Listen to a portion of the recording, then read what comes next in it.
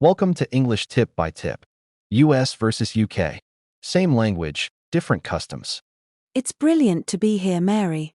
It's funny how, even though we speak the same language, our celebrations can feel worlds apart. Totally. Let's start with November. In the US, the big one is Thanksgiving. It's all about family, turkey, and being grateful. It's basically the kickoff to the holiday season. We don't do Thanksgiving, of course. But we do have bonfire night on November 5th. We light huge fires and set off fireworks to remember the plot to blow up Parliament centuries ago. It's quite a spectacle, actually. Oh, I've heard of that. Guy Fawkes, right? What about Christmas? Is it similar? Mostly, yes. But the food is key. We always have Christmas pudding, which is a very dense, dark fruitcake. And we pull Christmas crackers at the table. They make a pop sound and have a paper crown. And a cheesy joke inside. A paper crown? That's cute. In the States, we're big on Secret Santa Mall and eggnog. But for us, the day after Christmas is just for returning gifts at the mall. Really? For us, December 26th is Boxing Day. It's a bank holiday. And it's a massive day for football matches. And sales. It's almost as big as Christmas itself. Interesting. And what about national pride? For us, July 4th, Independence Day, is huge. Parades, barbecues, and red, white, and blue everywhere. We don't have a single Independence Day for obvious reasons. But we do celebrate royal events, like jubilees or coronations. People host street parties, literally putting tables in the middle of the road, to have tea and cake with neighbors. That sounds so charming. And British. What happened? Mary and Anna discussed the fascinating cultural differences between the US and the UK. First, they compared autumn traditions, highlighting Thanksgiving in America versus bonfire night in Britain. They also explored how Christmas traditions vary, specifically mentioning Christmas crackers and the significance of Boxing Day as a major British holiday. Next, they talked about national pride, contrasting the 4th of July celebrations with British royal events and street parties. Grammar tips. Prepositions of time, on and in. Use on for specific days and calendar dates. Example, on November 5th. Use in for months, years, and seasons. Examples, in November, in the summer. Key information. US versus UK. To celebrate. To have. To do. Check your understanding. Answer. Are you ready? Let's check. Which November celebration involves fireworks and Guy Fawkes? Bonfire night, celebrated in the UK on November 5th. What is Boxing Day and when is it celebrated? It is a bank holiday in the UK on December 26th, popular for shopping and football matches. What do British people typically eat on Christmas? Christmas pudding. Describe yourself. US versus UK. Hi, Mary. How was your day? Hi, Sam. It was busy. I had a job interview this morning. I sent them my resume last week. Oh, really? How did it go?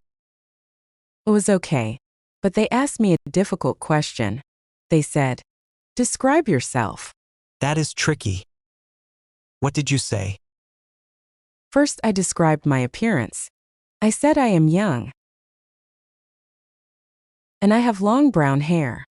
Did you also say you are tall? Yes, I said I am tall. And I always wear professional clothes. Good.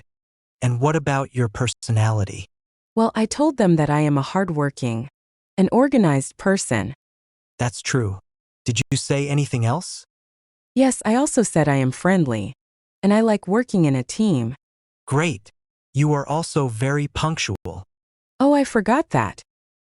Was the human resources staff style different? Yes. In the US, they like a more enthusiastic and direct style. And in the UK? They prefer a more reserved and formal presentation. But I think they liked my answers. I'm sure you'll get the job. Good luck.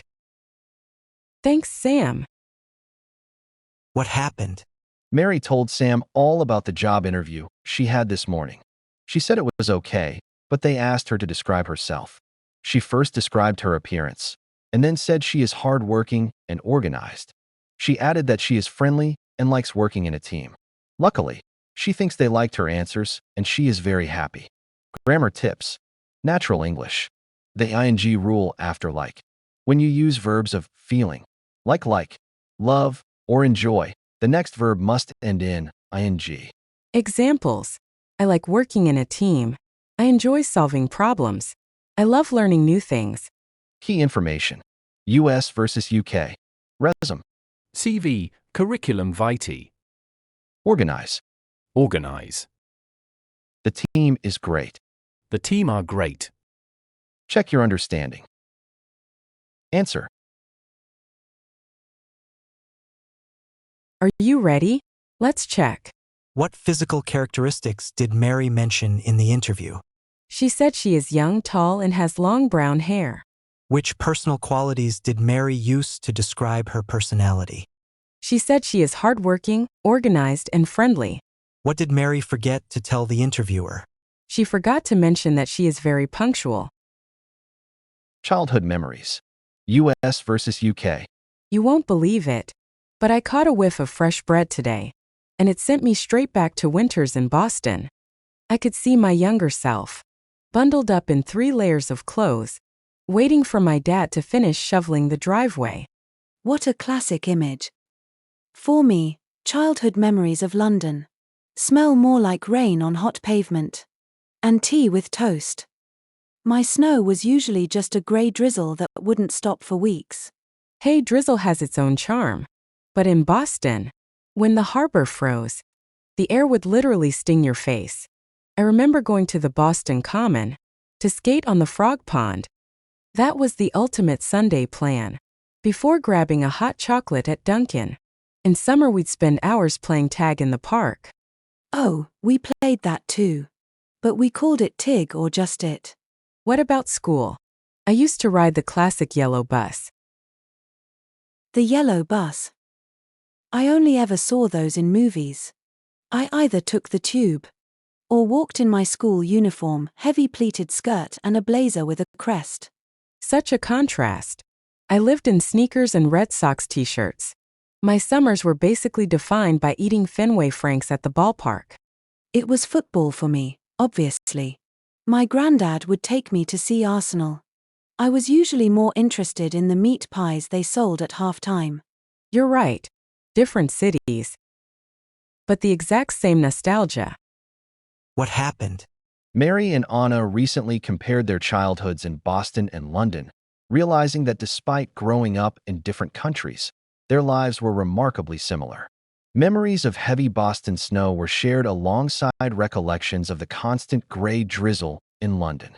Their daily commutes were quite different, as Mary took the iconic yellow school bus while Anna used the tube, dressed in a formal school uniform.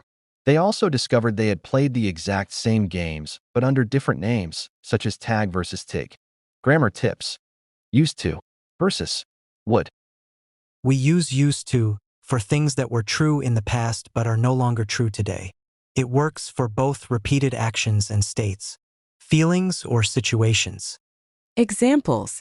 I used to ride the classic yellow bus. I used to live in Boston. We often use would to describe regular activities. It sounds more poetic or narrative. However, it cannot be used for states. Examples. We would spend hours playing tag. My granddad would take me to see Arsenal. Key information. US versus UK. Tag. TIG. It. Subway. The tube. Underground. Soccer. Football. Soccer is primarily used in the US to avoid confusion with their national sport. In London, if you say soccer, people will know you mean football, but it will sound very American to them. Check your understanding.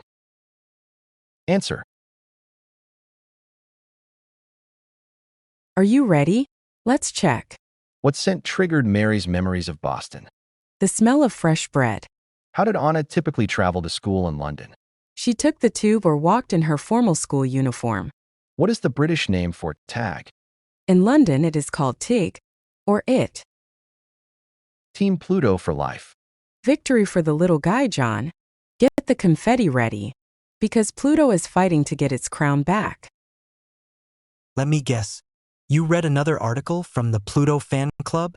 Mary, it's time to move on. It's a dwarf planet. Just accept it. How dare you? It's a planet with personality. The article says scientists are getting tired of those boring rules from 2006. Pluto has mountains, blue skies, and a giant ice heart on its surface. It is literally sending us a heart emoji from space. And you're just ghosting it. That heart is not a Valentine's card. It is a nitrogen glacier. The problem is that Pluto lives in a neighborhood full of space junk.